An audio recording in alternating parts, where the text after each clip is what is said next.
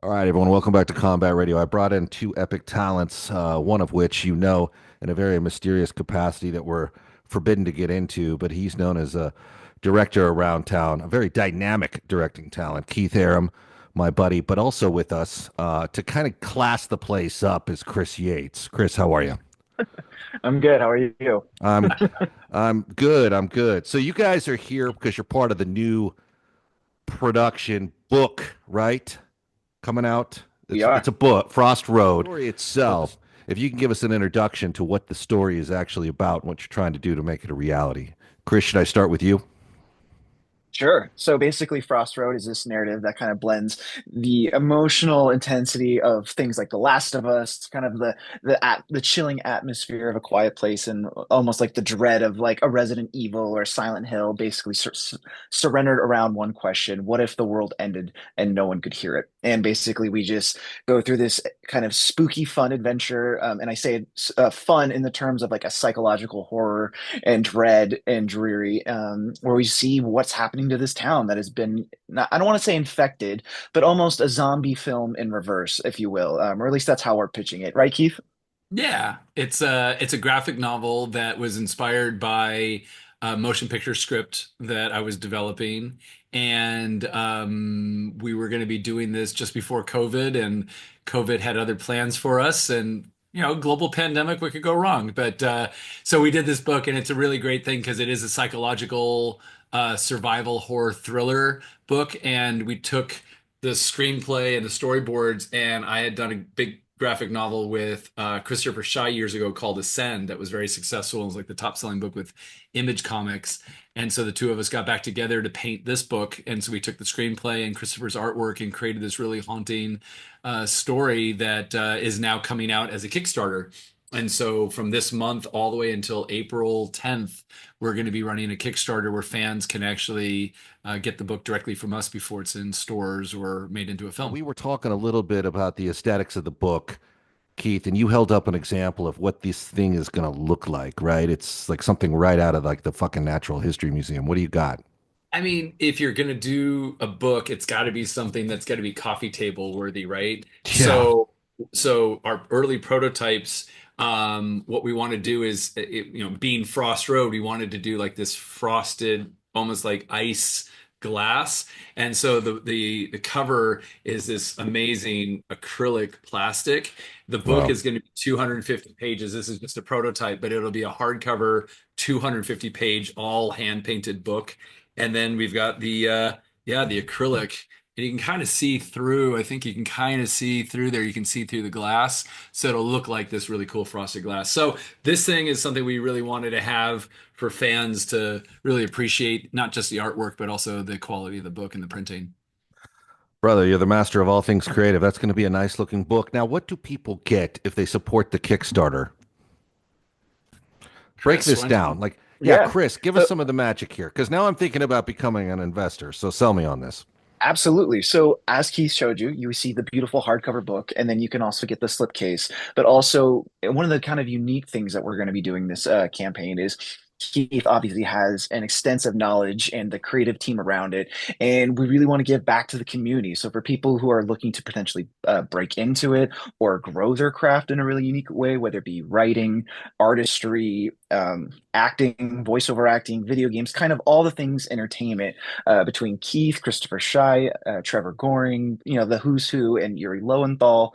We're going to be Wait, offering hold master up, hold up. classes. Did you say Yuri and Lowenthal in the same sentence? He's our star. Fuck. So yeah, the main character, Yuri, actually posed for all of the reference photography for Chris, who's our main character in the book. And we went out with Yuri for days and basically shot it like a film where we did video, he was in costume, and all the photo reference is what we gave back all the stills to Christopher Shy. So when he painted the book, we had a character reference. And we did that with Edo Ross, if you know him from The Oh Hidden yeah. and from Metal Jacket. And we've got Chris Jai Alex from Transformers and from Extraction. And so the idea was that even though that book is all hand painted, we have these amazing actors that served as our photo reference. Well, I love Yuri. You know, he's done our Combat Radio Christmas Carol for a Cure for the Children's Hospital before and helped us with social services. So Obviously, that's a win. I was going to try to say something clever and put him down in a way like I typically do, but I'll just save that for when he's in a room with me. But I think And he's a good that choice. dude is Spider-Man. You can't put down Spider-Man. No, you can't. Actually, he's very, very noble. It's almost suspicious. But I also like the Edo Ross pick. He worked with my buddies on Lethal Weapon. General, Mr. Mendez is here. Hold it. You call this music? I didn't get banned 10 times as good for half the price. Now I'm gonna pack this place tonight. I don't want to hear any of this shit. Now let's get it right. Ah, Mr. Mendez. How are you? Hey, I'm fine. Where the hell did you get him? Psychos or us? I don't think you're funny. I don't think this whole goddamn setup's funny. You're using mercenaries, for Christ's sake. Tell me I'm wrong. No, you're not wrong.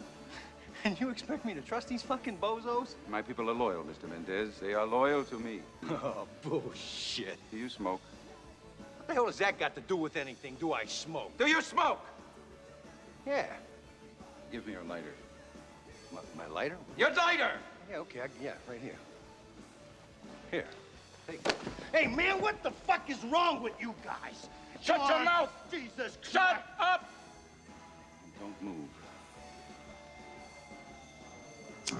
Oh, hey, man. Mr. Joshua, your left arm, please.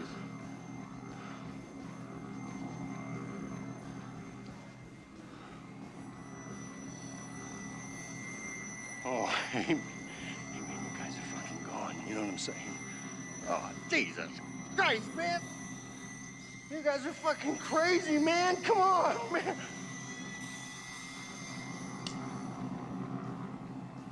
Have Endo look at that, Mr. Joshua. Yes, sir. You wish to do business with us, yes? Jesus Christ. You wish to make a purchase, yes? Oh, yeah. Yes, Jesus Christ, yes. Yeah. You know, you guys are out there like fucking Pluto, man. You're gone. The bulk of the heroin will be here Friday night. We'll make delivery at that time. Have the money ready and no tricks. If you try anything, you'll have to talk to Mr. Joshua. Yeah, right. Joshua, yeah, right. I got you. Yeah. Merry Christmas. Yeah, right. Mary, you too, pal. Have some mutual friends who worked with him in the hidden. You referenced it. So these are good choices. So you go out and you do this thing. And I'm sorry, Chris, I took you off topic because you mentioned Yuri's name. But get back to the substance of this, right? Please continue. Absolutely. So again, we'll circle back to the community, and what we're offering people is that we want to give back. And then truthfully, this is what some of the tiers are offering because of their knowledge and just people, because, Keith with his PCB Entertainment and his productions, he's got a prolific career, as you can see in the background, Call of Duty and the Yakuza and Street Fighter and all those things. We just want to make sure people are given the opportunity. Everyone's like, how do I break in? How do I do these things? Well, hopefully we're offering a potential tier that you can back, that you could, hopefully get into and be learning from and just grow your career in that way. And so that's the main crux of it. And then once we're able to fund, we're going to be doing a stretch goal with Dead Meat, Chelsea, and James, who have a horror YouTube, and they're just wonderful people. And we're hoping to do an audio drama expansion of Frost Road to kind of make it a full 360 type of experience. Because yes, a comic book is a wonderful experience. You can kind of have at your own pace, but it's kind of a one and done thing once you've done it. But hopefully we're going to be adding to the world that you can then take with you in, wherever you go in your travels. So with James and Chelsea, if we're able to get that stretch goal, we'll be creating that with Dead Meat. And a lot of All people right. don't already even know how a Kickstarter works sometimes. Like some people have heard about Kickstarters, or they might see a book in stores, but they don't know how to order it from Kickstarter. So we wanted to kind of give back to not only the community of people that are supporting Kickstarters, but also introduce a lot of people to this idea of supporting artists and creators in a new way. So that's why we created some kind of unique tiers to kind of bring people in. So give me the specifics of one of these unique tiers. Can you do that at this point, or is it classified? No, 100%. They're all online right on our Kickstarter. So you can go through. We have anything from Q&A sessions with the creators. We've got a master class where you can learn story building.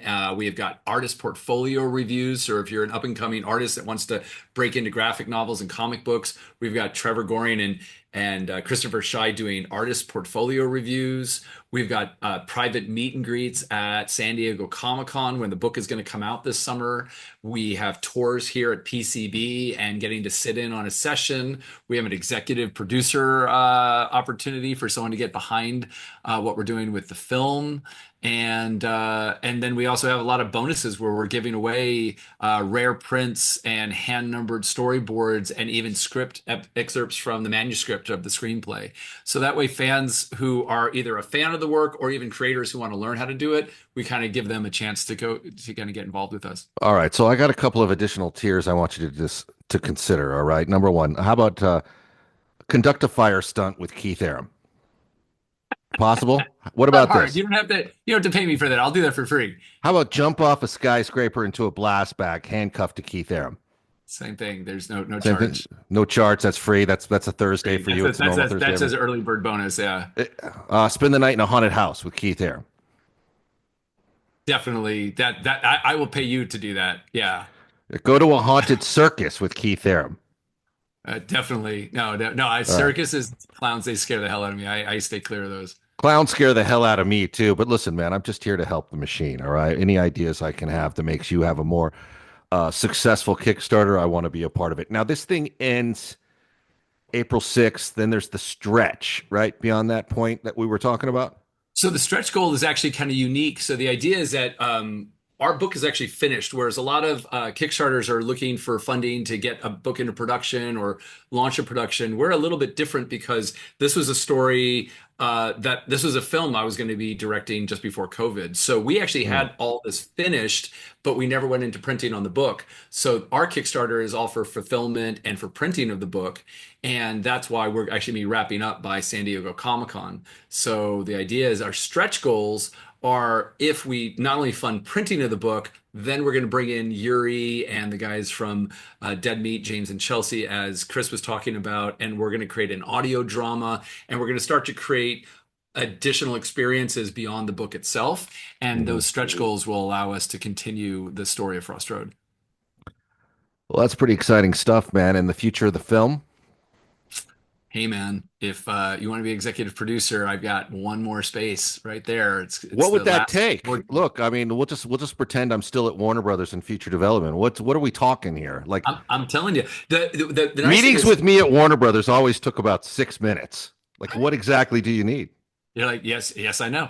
No, I actually have a whole line budget. I actually had budgeted the whole film. We were setting this up for going to casting just before COVID, and we had to deal with a pretty large film studio, and COVID shut us down and everything stopped. Yeah. And so the problem was we had a line budget. We were shooting up in Canada. We had a whole production team up in Toronto ready to shoot. We had locations scouted. I already had a couple of big celebrities attached, as you know. And the screenplay was going to be on the Blood list, which was great because it got a lot of popularity from people reading it around town. And it was designed for me to be able to do as a first-time director because I had written Ascend, but when all the studios wanted to make it, it was a $150 million giant film that I wasn't going to get to write or direct. They would just license the graphic novel. And I really wanted to just learn how to be a better director, moving from directing video games like Call of Duty. That's fantastic to do performance capture and voiceover and all the high things we do for performances. But I really wanted to get, behind the camera. And so I created Frost Road to be that vehicle for me. So as a potential executive producer, if one of our contacts are listening to this saying, I'd like to get in that artwork looks brilliant. These guys are onto something. Executive producers tier on this thing? It's the tier number 12, and they actually get to be in on the film, help us get it into production. There's a cost tier right on it. I think the entrance is like $3,000 to start off. And really? It's not too bad. Yeah, that isn't too bad, actually. That's pretty moderate. And that way it actually does jumpstart the film. And the nice thing is that we actually literally do have a budget for it. The entire boards are finished. You know, the whole film is storyboarded with Trevor Goring, who did X-Men and he did The Watchmen, and he's done a lot of large films. So beautiful boards. The graphic novel, obviously, with the fans can now kind of see the story and see the depth of that, but it is really inspired by the screenplay. Wow, that's pretty exciting stuff, buddy. I'm proud of you. Is Yuri going to star in the live action? Do we know yet? I have always been upset. And speaking of Yuri, I'm going to tell you a little bit of a story. I don't know if Yuri wants me to repeat this story. Actually, I can't repeat all of it, but I will tell you that Yuri has played the lead character in several projects that have been made into motion pictures. One in particular, How I Met Him, and surprisingly, he wasn't asked to make a cameo in the motion picture of the game that he was the lead character for. And I thought that was really disappointing. And Yuri has a very good story that I'll let him tell you when we go on this. I'll bring Yuri on the show and we'll talk about that one. But Yuri met the lead of the film and it was a disaster. But I think that I absolutely, if Yuri is not my lead. Oh, wait a minute. Are we talking about what are we talking about? Is it Prince of Persia? Prince of Persia. I was going to say Assassin's Creed, but that's Roger Craig Smith. Yeah, Prince of Persia. Yeah, that's a funny story. That's not. You have heard the story. Yeah, he told me that one. I forget where we were when he told us. We will share that story at some point if he will be okay with us sharing it. But that's the thing, and it was really nice to see Nolan in Uncharted, right, and have Troy being The Last of Us, and it's just I feel that if you're going to do a adaptation of something that's coming from the video game or in a graphic novel, then at least find a way to keep the original creative team involved, just as a nod to the fans, if nothing else. So if you know me, Yuri is in every single project I do. He was in my first film. He's been in all my books. He's the godparent to our child. Him and Tara are godparents to my kids. And Yuri and I have the same birthday. Our birthday was last week, and so we share the same birthday. Wow, this is turning into a Yuri Yuri Lowenthal love fest. I don't want this to go to his fucking head. He's got, we got to take him down a couple of notches. But we do have a lot of respect for him and Tara, actually. But in all honesty, he's a good choice. He can handle his own on screen too, I would think. And the Prince of Persia story, I think is actually pretty funny. I don't think he's troubled by it. It was so unfortunate. But it is a great story. I hope he gets to share that on your show. Well, the other half of that story is, I think, on the prick side, so it works out well, and that's just a personal opinion. So let him tell it. I mean, this person's already heard my opinion of him in the room in real time. So okay. I'm not out of the box here, but. Okay. But I think, and the thing about Yuri is he's a fan favorite for a reason, in part because I think he understands so much of his job is ambassadorship. And, we're in a lot of situations with a lot of people. He is very gracious with every individual and treats them with the respect they deserve as human beings. So we're always rooting for Yuri Lowenthal. Yeah. So, but I think this is what? No, it's just amazing because Yuri, on all aspects, I mean, you see his involvement in the acting community, what he's doing, with the current strike that's going on in our industry and in video games. But as a writer, as a creator, as an actor, on all levels of what he does. And it's great because you see him in everything, and he's such a chameleon that you don't even realize that's him. And then you realize, oh my God, that's Yuri Lowenthal. And you'll have a conversation with someone in town and Yuri's name will come up and you're like, Yuri Lowenthal? And there's like 3 degrees of Yuri. It's not 6 degrees of Kevin Bacon. No, goodwill will take you a long way. It's a lost art with many of us. So I think he is a shining example of how to treat other human beings. It's with him, it's not what you can do for him or who you are status wise. It's just the fact that he's a good person. He's got a lot of class. So of course, that makes Frost Road one of my new favorite projects. I'm sorry, I probably should have said that about you guys prior to you mentioning his name. It was one of my favorite projects when you guys were involved too. Don't hold it against me, all right?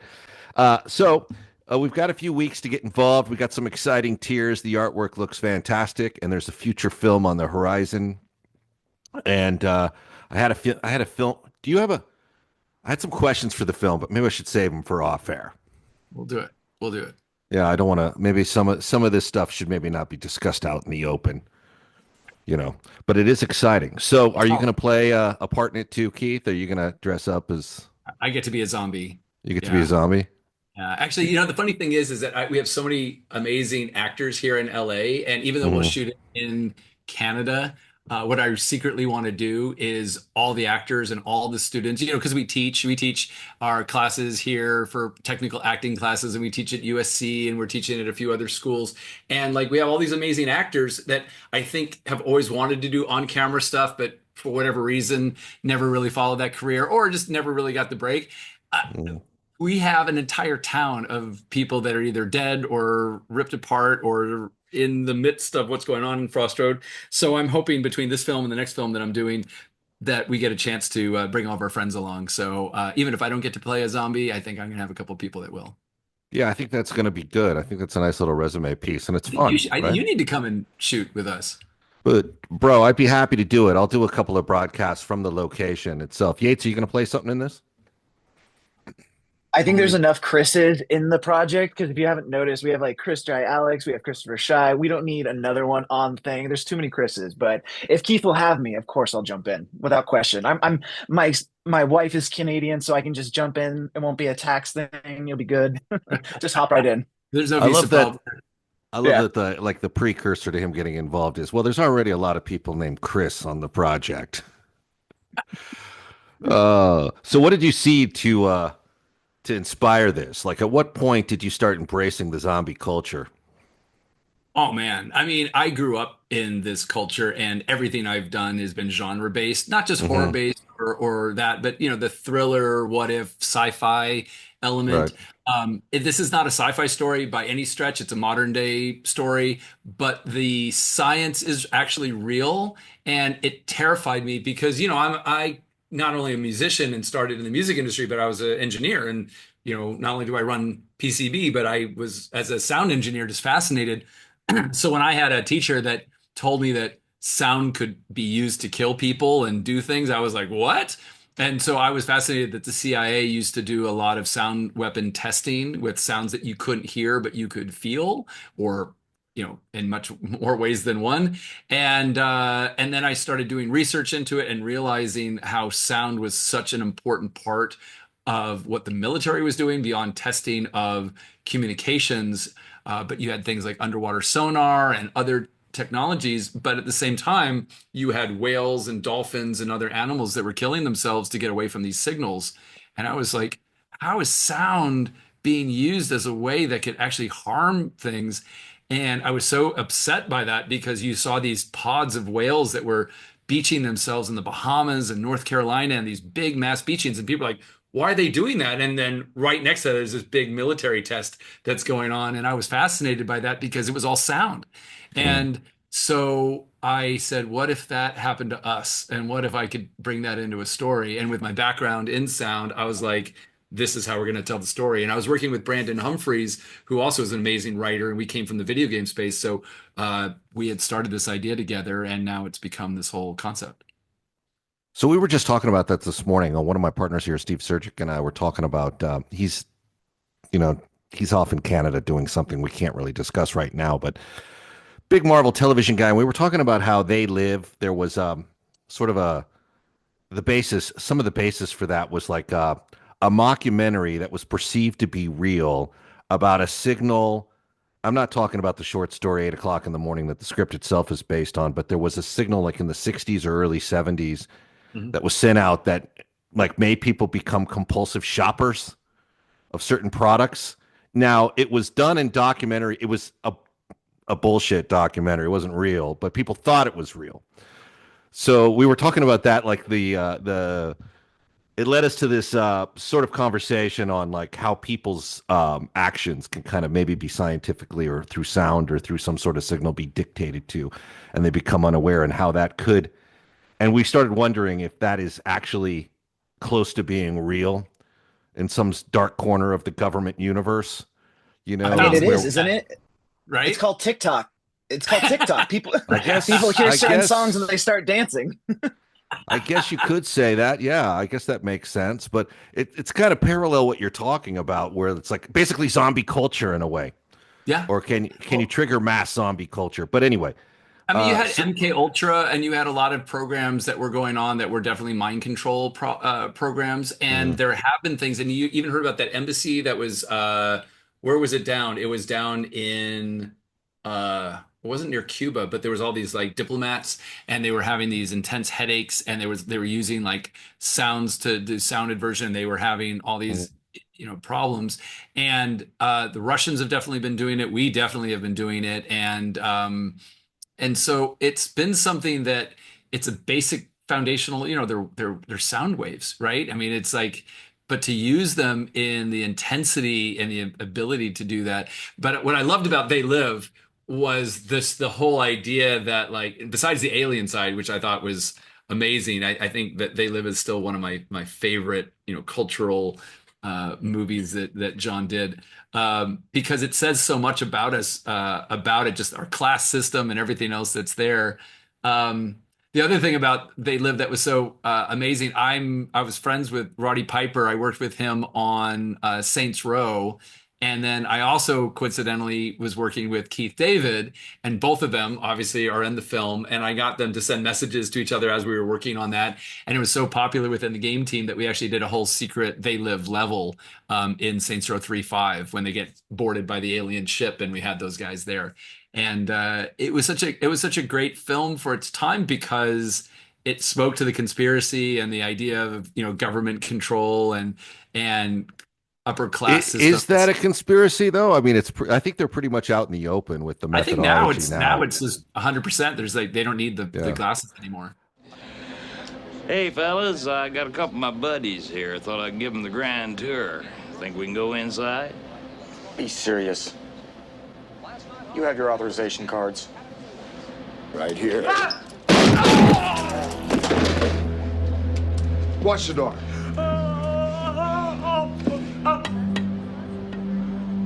Soundproof.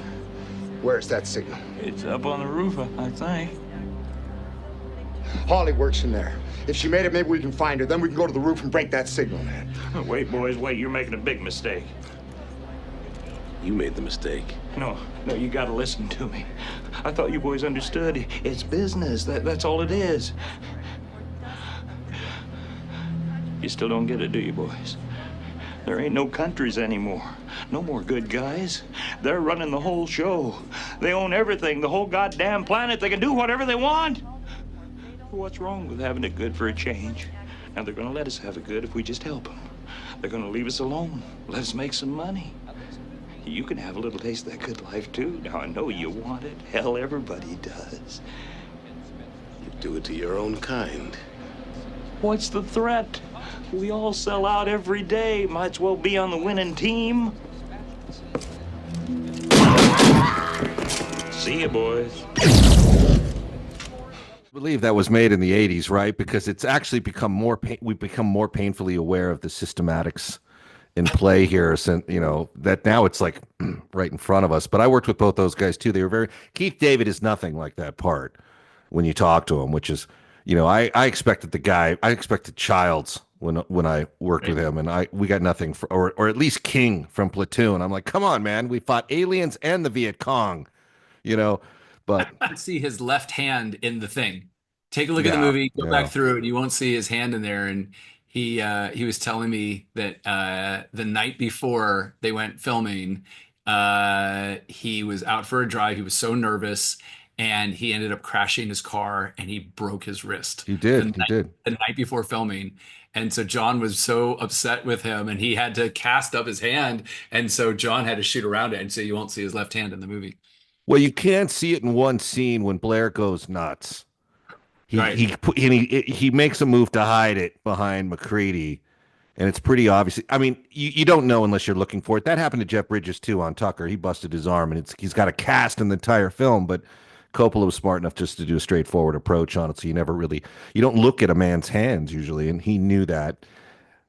Childs knew that too. You know who was supposed to play that part? Mosley, but he got the job on Magnum PI. And Magnum PI, kids, was a show in the 80s that none of you have probably fucking seen.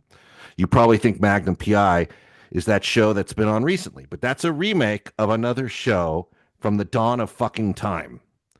So I apologize, but that's the way that worked out. But Childs is perfect. I Yeah. mean, Keith David is perfect in that role as Childs, man. Those are some, and we just lost Peter Jason, who plays Gilbert, the resistance leader. We just lost him on February 20th. Oh, So wow. they live, epic cast, and all our buddies are in it. James Liu, Jeff Amata, Ali Yeah. Yong makes an appearance. All the Big Trouble martial artists are in there, blowing shit up at one point. Fun stuff, man. So I'm going to let you guys make a zombie recommendation in honor of your Kickstarter. Chris Yates, I'll start with you. You got a zombie film people should see? Nothing, Oof. nothing compares to Frost Road, of course, but Of course. to get people fired up for something like Frost Road, what would you suggest?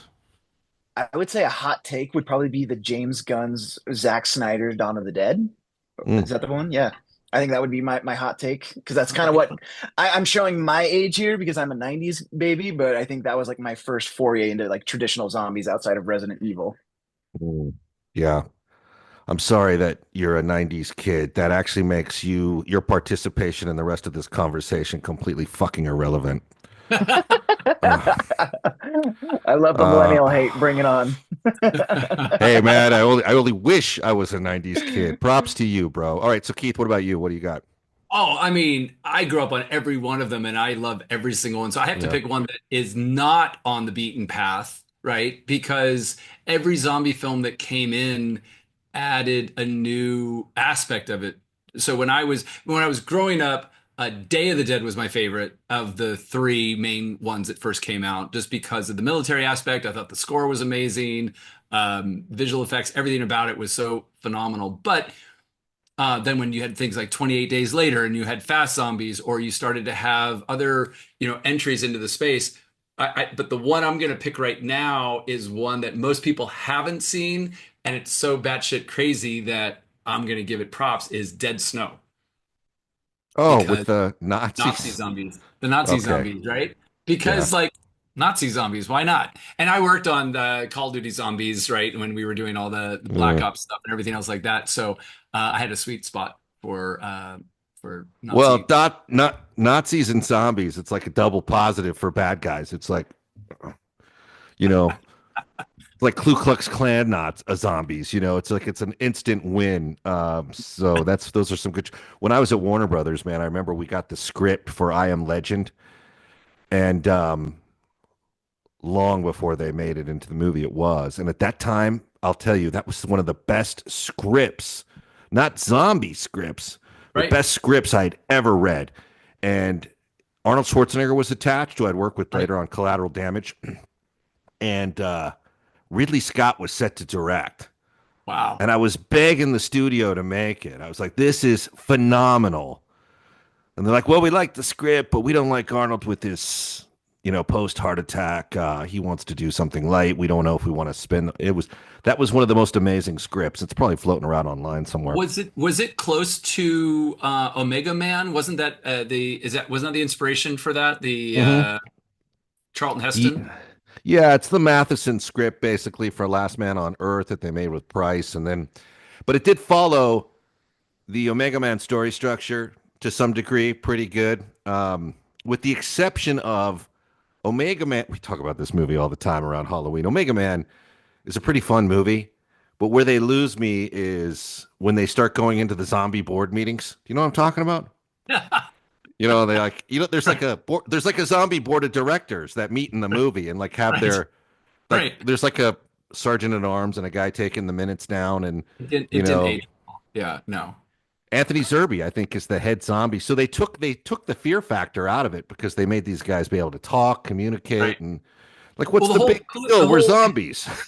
well, wasn't the whole idea of Omega Man? I mean, and they did use the theme a little bit in I Am Mhm. Legend, but the whole idea was that he was the outcast. It was like instead of all the zombies and he was the only human left, the idea was that he was the real monster, right? And that Yeah. society had changed and the human was actually the threat.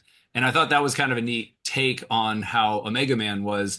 And I Am Legend, I think, had that, but the CG zombies and everything else like that, the way they did it just kind of threw me out of it. So I wasn't a big fan of that. But I was being brought in to work on like the comic book, the motion comic, and some other stuff that was there. And I just felt like with I Am Legend, and people are going to hate on me for saying it, but I was like the most emotional part of that movie was when he went with the dog. You know, it was like losing his dog was like that Yeah. crushed me. I'm like I'm such an animal lover.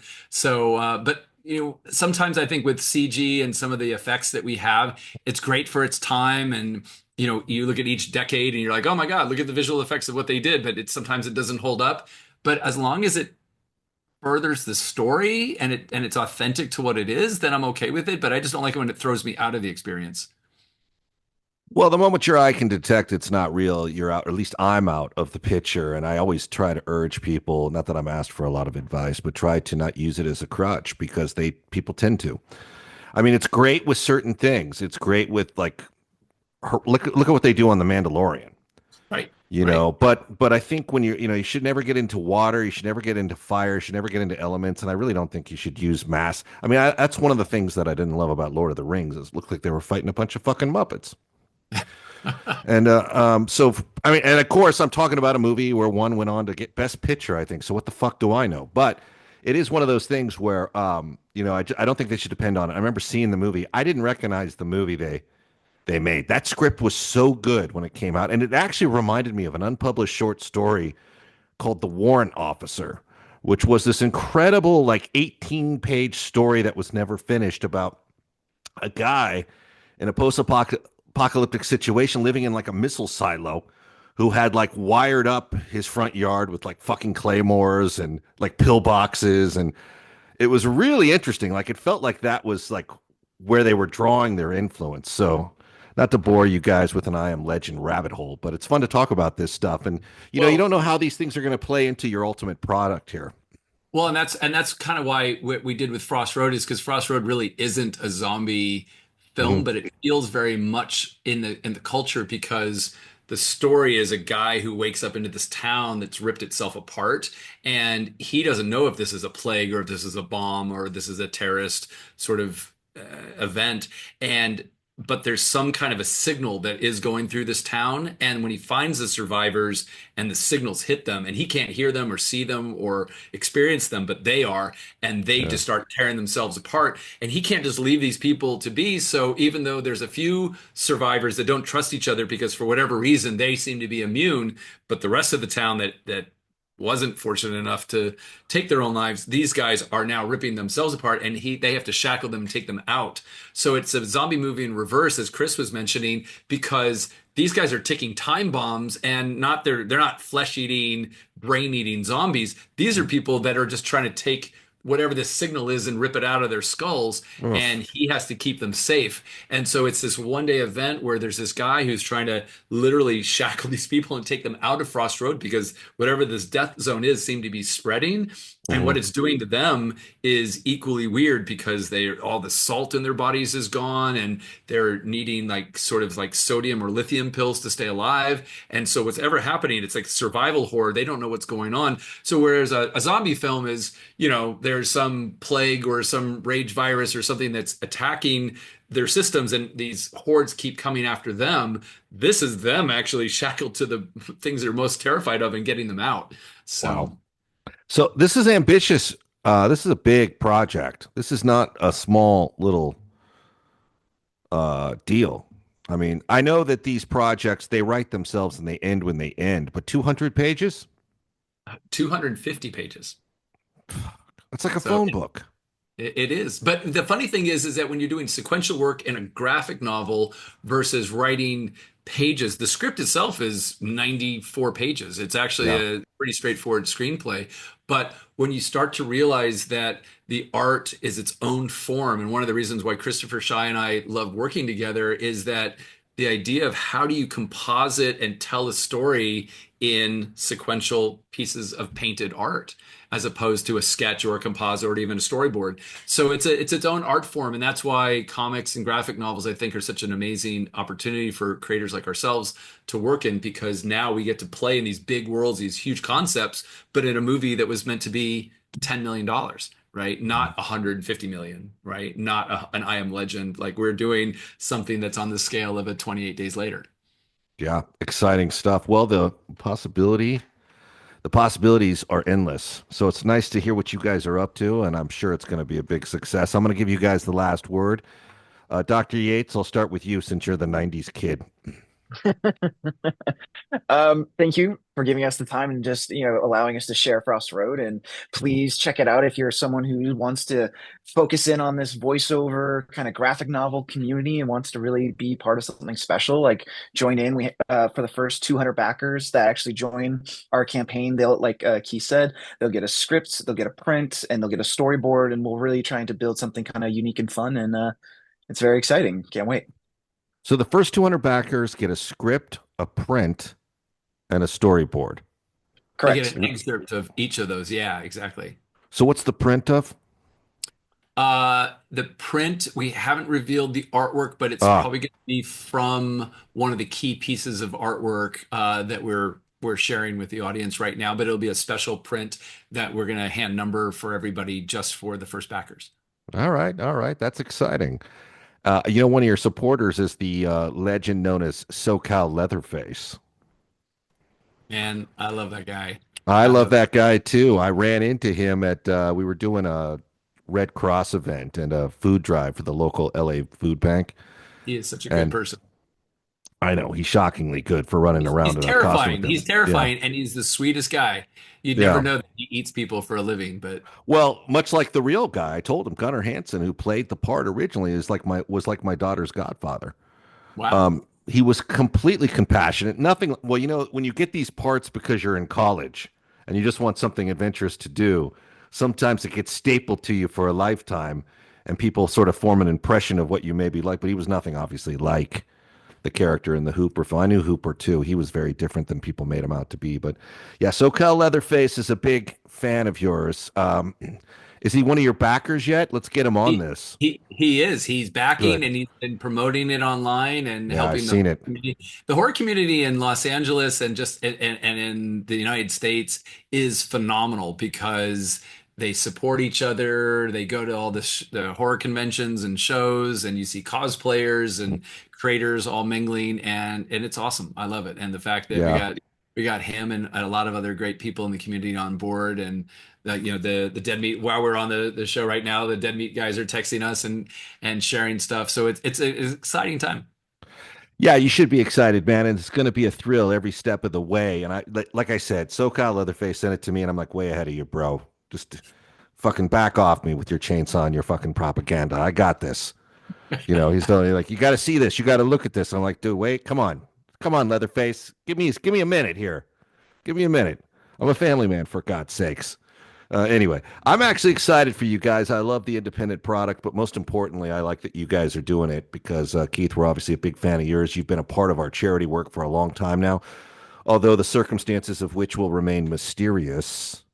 Amen. But we can say for several years now you have helped us literally change the lives of children battling things like NMOSD and pediatric cancer. You've helped us with social services. You've helped us deliver Christmas to the children at different sort of shelters. We've adopted shelters and food banks with your help. And, because of you, the world is a better place. So that reason alone is why people should consider investing in this and your work. You have an opportunity to support an independent artist doing something independently who has spent most of his time as a volunteer in the ranks helping people in our city here. So you're nothing short of a hero, both you guys. You too, Chris Yates, even though you're 15 fucking years old. We're actually glad that you guys are here. We're rooting for you guys. This is going to be exciting. Why don't we do a follow-up and see where things are at maybe in a week, 10 days or so? Let's do it. We'll try to. We need a gauge. We need a gauge of like your success, like one of those, like like how Jerry Lewis had. That's a dated fucking reference. Like one of those. We're going to be doing a nonstop telethon right now. Right. That's such a good idea, though. That the telethon was such a good idea. It's like we should have done a telethon. We should have even done like an old retro 70s telethon set. And we could have gotten people like SoCal Leatherface and all these other guys to be like answering the phone. You remember how they used to do that? Like they'd have celebrities to pick up. Yeah. Your pledge? Yeah, exactly. And then the camera would go to him, and they'd do exactly that. They'd be like, They do "Oh, that this thumbs one, up. yeah, Got another one. yeah, exactly." I got an old lady here in Dog Shit Bluffs, Kansas, who just put down their TV dinner, and they're sending you $5, Jerry. God bless Dog Shit Bluffs. It was hilarious. But you know what, though? The truth of it is, there is something to it. It's kind of nostalgic. But I'm glad you guys are doing this. In all sincerity, I love the fact that you guys are doing something independent and it's creative. So I'm rooting for you. We'll post up some information. Supporting you, man. Like you have been putting in so much effort into this community, and what you've been doing with Combat Radio and all the events you've been doing and giving back to the community and supporting the kids and the charities that you're doing is so impactful, because you've brought together, people in the entertainment industry, and it's amazing to go to your events and, you'll look at just the auction things that people are donating and the autograph things that the fans are getting just as collectors is on a whole nother level. People who go to shows can't find, any of the conventions and the trader shows can't find the stuff that people are donating because they want to give back to, the cause, and the support of what you're doing is so amazing. So thank you for doing what you're doing. Well, thank you, man. You're a big part of it. Chris Yates, hopefully we'll see you in the near future. But absolutely. I do thank you for what you've done. I mean, look, any parent can tell you, you only need to spend a few minutes in a children's hospital to be motivated to try to fix the situation there. There's a lot of terror in those hallways. There's a lot of hate, hurt, and a lot of anguish. So it doesn't take much for guys like you to hero up with yourself, your sense of awareness. So it's nice to have a few heroes involved. So all things Frost Roads, people can go to Kickstarter.com, and you just follow Frost Road. And you can also follow us on PCB.cc and PCBproductions.com. And you kind of learn about our video games, our other books that we got going on. And when this one is successful, you're going to see kind of a whole line of PCB projects in the future. So stay tuned. Exciting. All right, brother. I'll talk to you guys soon. Thank you for your time. Thanks for having us. Thank you. I am Mr. Floats. NMOSD can blind you, paralyze you, or even kill you in a matter of minutes.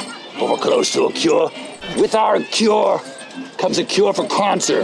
Go to the Gussie Jackson Foundation. Donate today. Thank you.